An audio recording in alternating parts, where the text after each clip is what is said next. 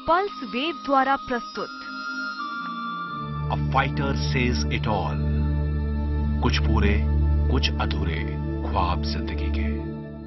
नमस्कार। A fighter says it all, कुछ पूरे कुछ अधूरे ख्वाब जिंदगी के। कुछ पूरे कुछ अधूरे ख्वाब के साथ हम फिर हाजिर हैं। हम हाजिर हैं एक ऐसे फाइटर की दास्तान के साथ जो अपनी ताकत से ऊर्जा का संचार करता है और हर एक को ताकत से भर देता है। वो सिर्फ सपनों की बात नहीं करता है, सपनों को जीना सिखाता है। आपको आपके सपनों से अनजाने में परिचय करा देता है।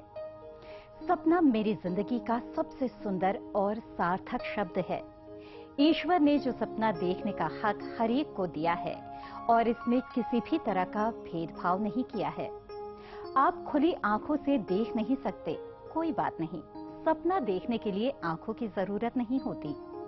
आप चल नहीं सकते, बात नहीं कर सकते, फिर भी सपना देख सकते हैं और उसे सच भी कर सकते हैं। A fighter says it all, कुछ पूरे कुछ अधूरे ख्वाब जिंदगी के। आज हमारे साथ ऐसे ही मेहमान हैं जो जिंदगी के इस मुकाम पर एक कदम भी चल नहीं सकते, लेकिन हिमालय को जीतने की क्षमता रखते हैं। जिंदगी ने जो इनसे छीना है उसे वो अपनी अदम्य साहस और दृढ़ इच्छा शक्ति से हासिल कर रहे हैं। जरूरी है हम इन्हें करीब से जानें। इनका एक छोटा सा परिचय आपके लिए।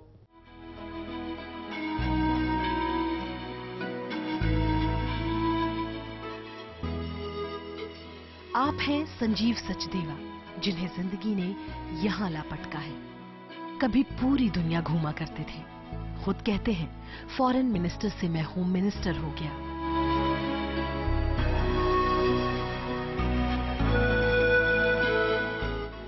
एक दुर्घटना ने इन्हें इस हालत में ला दिया, लेकिन दुर्घटना इनके आत्मबल को नहीं छीन पाई।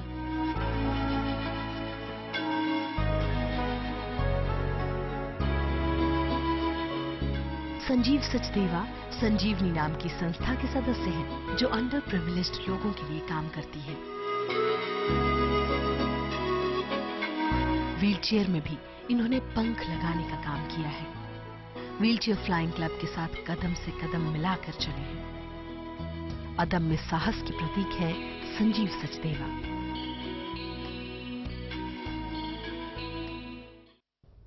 तो आइए मुलाकात करते हैं आज के हमारे फाइटर संजीव सचदेवा जी से।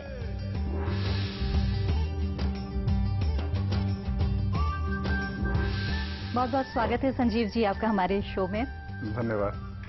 संजीव जी, आपकी कहानी शुरू करते हैं बिल्कुल शुरू से। एक वक्त था जब पहाड़ों को जीतने का जुनून था आपने। एक समय था, हर एक की जिंदगी में एक ऐसा टाइम आता है कि उसमें एक बड़ा जज्बा होता है कुछ कर गुजरने का। तो जब स्कूल टाइम में थे तो आर्मी में जाने का शौक था, तो अनफॉर्चुनेटली आर्मी में नहीं जा पाए। तो 12th के बाद जब कॉलेज में गए तो ट्रैकिंग का शौक था, तो नेशनल ट्रैकिंग प्रोग्राम गोवा किया। 170 किलोमीटर गोवा कर्नाटका के जंगल्स में एंजॉय किया लाइफ को। नेशनल हिमालयन ट्रैकिंग प्रोग्राम में कैंप लीडर रहे लेह में, उसके बाद स्तोक में, और देहरादून से मसूरी तो जैसे लगता था चलो आया थोड़ा सा घूम के आ जाए। So life was full of fun, music, दोस्त, मस्ती, आशाएं, जीवन में ऊंचा ऊंचा उड़ना, सोचना, तो सब कुछ था। तो वो एक जीवन में हर एक के व्यक्ति के होता है, वो that was with me also. उसके बाद वो वाकया संजीव जी जिसने बिल्कुल जिंदगी का रुख ही बदल दिया। ऐसा हुआ कि मैं ट्रैकिंग पे गया हुआ था जब लद्दाख में, तो लौटते हुए हम लोग अमरनाथ की यात्रा पे चले गए सोनमर्ग से।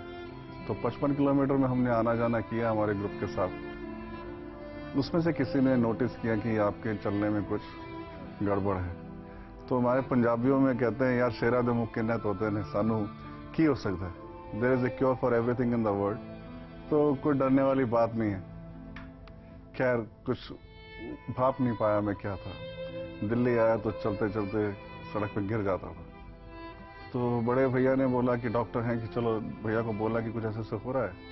तो पंत हॉस्पिटल में दिखाया 1987 में। तो एक न्यूरोलॉजिकल डिसऑर्डर होता है, उसको पॉलीमायोसाइटिस कहते हैं, कि that is weakness of all 4 limbs. तो उसको उन्होंने कहा कि चलो बाकी कोई इलाज नहीं तो यही एक नाम दे देते हैं पॉलीमायसाइटिस, क्योंकि इसमें स्टेरॉइड से इलाज हो जाता है, तो 80% केसेस में। तो भगवान को कुछ और मंजूर था, उसने कहा नहीं, बहुत फॉरेन मिनिस्ट्री कर ली, थोड़ी देर होम मिनिस्टर बन के घर पे रहो। तो उस बीमारी से घर की चार दीवारी, दोस्तों का छूट जाना, वो मस्ती, वो जो एकदम से अल्हड़पन सब था, कुछ छूट गया संजीव जी, वो बहुत तकलीफ दे पड़ रहा होगा। It was very difficult for me. वो ईश्वर को कोसना, भगवान को कोसना, दीवारों पे सर को मारना, एक हताशा, एक ऐसे लगता था कि एक कविता छोटी सी लिखी थी उस समय कि उड़ते हैं उन्मुक्त गगन में पंछी, एक अशक्त विकलांग हूं मैं, दुनिया की जिंदगी में उजाले, अंधेरे मेरी जिंदगी में साथ आ रहे हैं। तो very depressing, all the time you are thinking कि अब इसके आगे जिंदगी कुछ नहीं, मुझे इसी ढंग से जीना है और मुझे कुछ सोचने का, मुझे खुशियों का, कुछ पाने का कुछ भी अधिकार नहीं है, जो मिल रहा है वही ठीक है। तो that was a moment. Foreign minister से होम मिनिस्टर बन जाना, ये हालात पर तंज था या अपने ऊपर जो हालात थे उस पर एक व्यंग था? कह सकते हैं। इनफैक्ट एक भगवान ने कुछ एक चीज इसमें छिपा के रखी थी। मैं ये मान के चलता हूँ कि ईश्वर यत् करोति शोभनम करोति। उसने मुझे मेरी बीमारी से पहले बहुत घुमाया। मैं अपने कॉलेज में अपनी कल्चर सोसाइटी का प्रेसिडेंट रहा, कॉलेज का टॉपर रहा, बेस्ट डिबेटर रहा, नेशनल ट्रैकिंग प्रोग्राम में घूमा, ट्रैकिंग किया और लिखने का भी शौक था। अब जब उस जिंदगी को याद करते हैं संजीव जी, मन बहुत रोता होगा कि आज कहीं और हैं, किसी और स्थिति में हैं। नहीं नहीं, देखिए, या तो जिंदगी में दो चीजें आपके सामने होती हैं अगर ऐसी स्थिति आती है। Either you accept the reality, या तो सत्य को स्वीकार करें या रोएं। और मैं खूब रोया, 2 साल तक खूब आंसू बहाए। तो जब आंसू बहाते हैं ना तो यू क्राई अलोन। आपका जो साथी, रिश्तेदार, दोस्त सब कहते हैं कि ये तो रोज की बात है यार, ये तो रोज, इसको छोड़िए। वो सब छोड़ते जाते हैं। लेकिन जब आप हंसते हैं, मुस्कुराते हैं, and how you carry your self, how आप अपने आप को किस तरह से सोसाइटी में प्रस्तुत करते हैं। आजकल का जमाना क्या है, पैकेजिंग का जमाना है। आप मुस्कुराएंगे तो लोग आपके साथ मुस्कुराते जुड़ेंगे। अगर आप रोना शुरू कर देंगे, एक दिन सुनेंगे, 2 दिन, तीसरे कहेंगे यार ये तो रोज की बात है, चलो मैं अभी आया यार 5 मिनट में। तो वो चीज, मुझे इस चीज का कोई वो नहीं है। वो जो दिन बीत गए वो भी अच्छे थे, जो अब है वो भी अच्छा है। संजीव जी ने किसी को जिंदगी से मोहब्बत करना भी सिखा दिया। कौन है वो शख्स, इनसे भी मिलेंगे एक छोटे से ब्रेक के बाद। कर्मण्येवाधिकारस्ते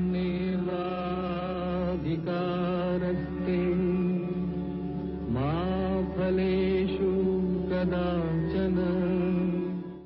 A fighter says it all. कुछ पूरे कुछ अधूरे ख्वाब जिंदगी के। कर्मण्येवाधिकारस्ते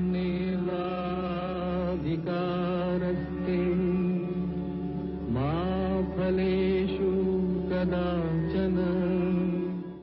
A fighter says it all. कुछ पूरे कुछ अधूरे ख्वाब जिंदगी के। तो बातचीत का हमारा ये सिलसिला जारी रहेगा। कार्यक्रम में आगे बढ़ते हैं और संजीव जी, कुछ ऐसे लोग जो आपको बहुत ही करीब से जानते हैं, आइए सबसे पहले जान लेते हैं कि वो क्या कहते हैं आपके बारे में। तब मैं दिल्ली में नया आया था और उस टाइम पे मैं मतलब बहुत ज़्यादा डिप्रेशन में था। तो उनसे किसी के थ्रू मुलाकात हुई, मिले, जान पहचान हुआ। तो उनको देख कर यही लगा कि वो मुझसे 100 टाइम्स, मैं उनसे 100 टाइम्स बेहतर हूँ और मैं कुछ भी नहीं कर रहा हूँ लाइफ में। तो उनसे मिलकर बहुत सीखने को मिला कि आप भी कुछ कर सकते हो, अपनी लाइफ को ऐसे वेस्ट नहीं करना चाहिए। नहीं, संजीव जी में बहुत क्वालिटी है। वो बहुत अच्छी तरह से गाइड करते हैं, एंटरटेन करते हैं कि भाई बच्चों को कि आप जो है मन को मारो मत, ऐसे आगे बढ़ते जाओ, तभी जीवन है। अगर ऐसे पलंग पे बैठे हुए तो इतनी टाइप आपने बेकार कर दी। संजीव जी की वजह से ही नीरू बेड से उठ पाई है। 1994 में नीरू बीमार हुई थी, तब से बेड पे ही थी। लेकिन संजीव के आने के बाद इसने बेड से उठ के बाहर आना जाना शुरू किया है। अब संजीव आफ्टर ऑफिस टाइम के बाद यहाँ आते हैं, नीरू को गाइड करते हैं। और तब से नीरू ने, अब पहले नीरू हमें ढूंढती थी कि हमारे पास बैठो, अब हम नीरू को ढूंढते हैं कि नीरू कहाँ है। संजीव का नेचर बहुत अच्छा है, मूड खराब हो तो गाना इतनी अच्छी तरह से सुनाते हैं कि आदमी का मूड चेंज हो जाता है बिल्कुल। खाना खाने की बहुत शौकीन है। संजीव जी, ये भी जान लिया आपके बारे में कि आप गाना बहुत अच्छा गाते हैं, तो इस कार्यक्रम के दौरान हम आपसे गाना भी जरूर सुनेंगे। लेकिन जिन शख्स का जिक्र करी थी सुषमा जी, आइए सबसे पहले उनको बुला लेते हैं हमारे इस कार्यक्रम में।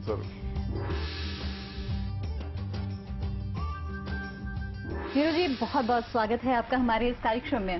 धन्यवाद। नीरू जी, हमने सुन लिया, सुषमा जी ने बताया कि किस तरह से संजीव जी की वजह से आप बेड से ऊपर उठी और उसके बाद अब आपको ढूंढ के भी वो पाते नहीं हैं।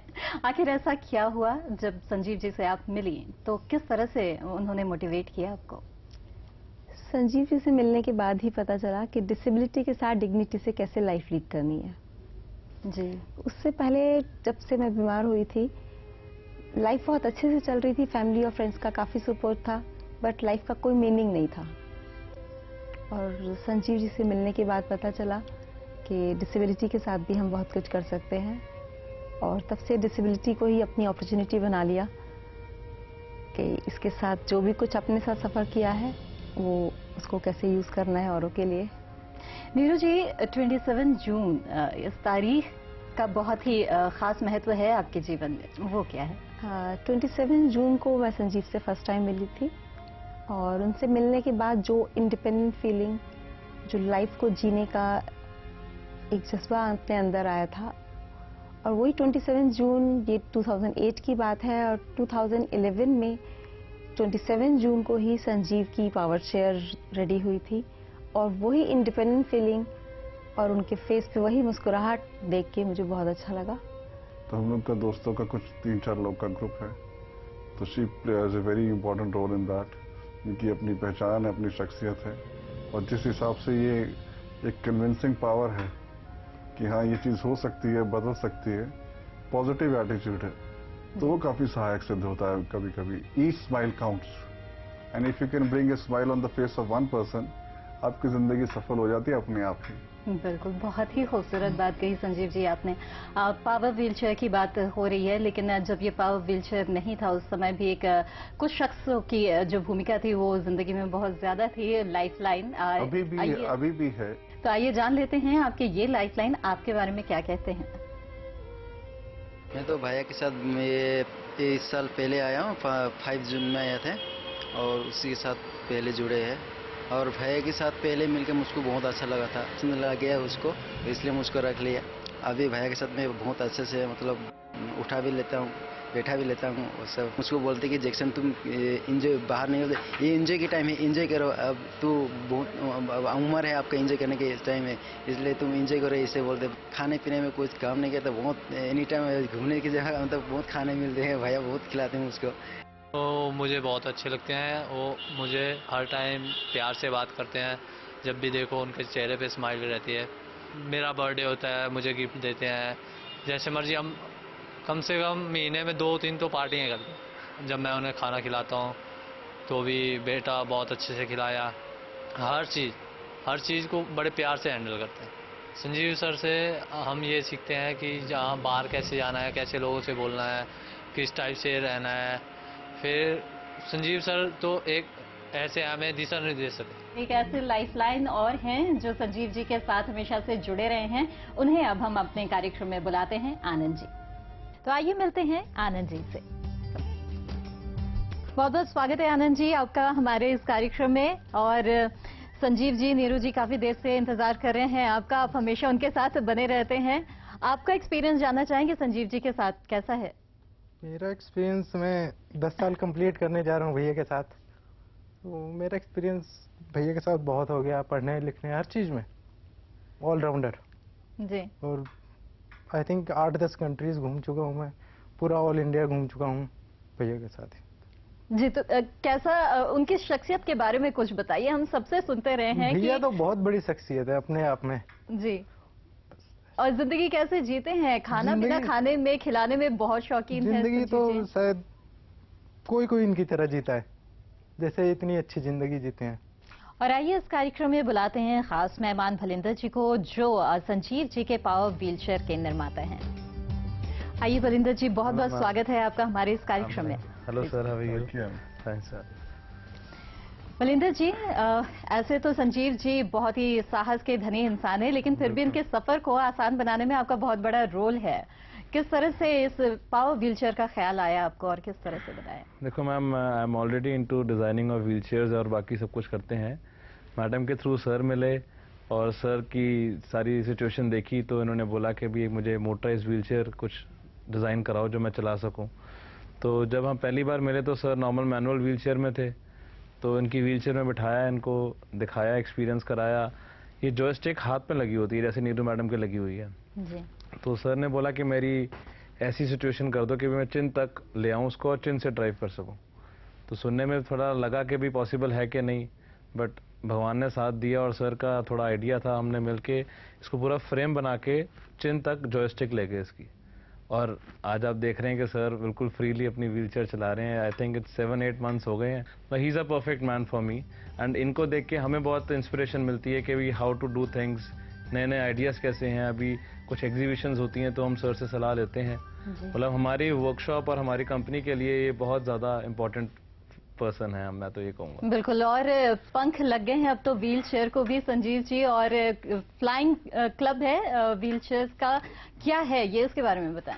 ये व्हील चेयर फ्लाइंग क्लब हमारे दोस्त हैं, एक अंकुर है और नीरू जी ने इसको मिलके व्हील चेयर फ्लाइंग क्लब बनाया।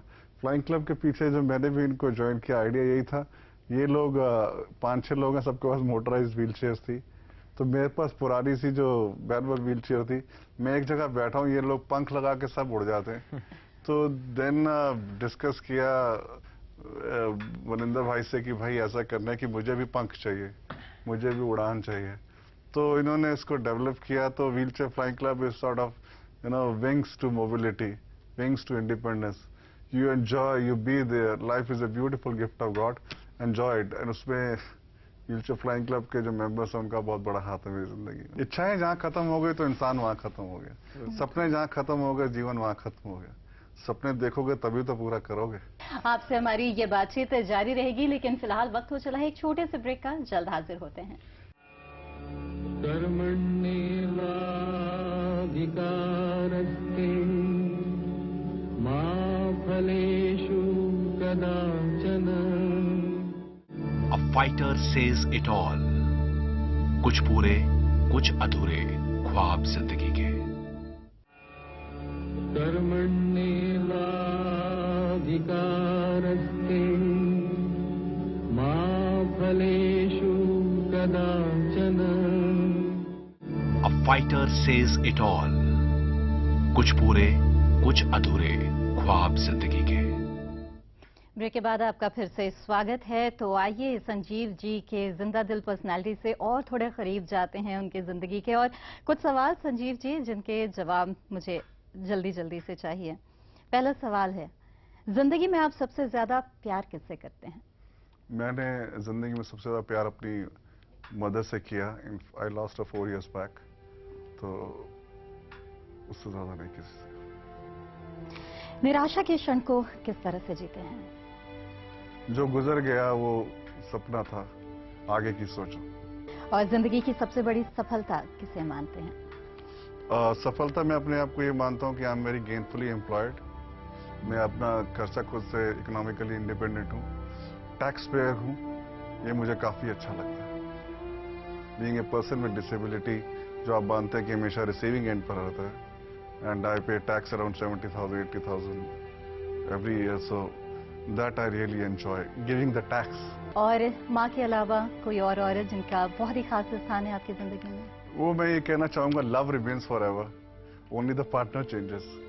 तो स्कूल टाइम से लेके आज तक की एज में काफी लोग जिंदगी में आए, कुछ अच्छे अनुभव हैं, कुछ कटु अनुभव है। तो मैं कटुता को कभी याद नहीं करना चाहता। जो मुस्कुराहट के जो पल हैं, जो जिनके साथ भी मैंने गुजारे, सबका धन्यवाद करता हूँ।